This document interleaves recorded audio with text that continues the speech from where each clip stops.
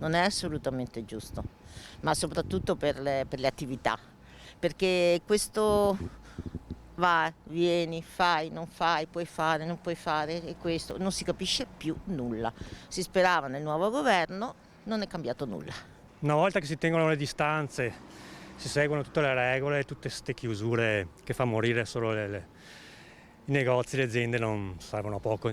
Speriamo sia l'ultima volta e speriamo in generale che finisca tutto il prima possibile. Io non lavoro da un anno perché lavoro nell'ambito notturno, per cui di locali notturni, quindi siamo chiusi, Siamo blindati e con le chiavi buttate nel cestino da un anno. Purtroppo la situazione si fa ancora più preoccupante, se già era difficile adesso con la zona gialla lavorare perché comunque non è così semplice.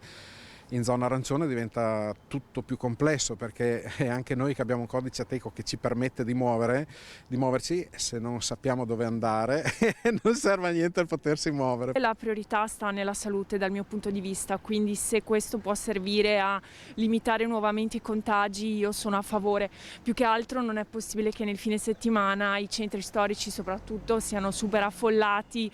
Capisco che le attività ne risentono e tutto quanto, però dobbiamo cercare di uscire da questo problema il prima possibile. Questo no, non mi piace, no?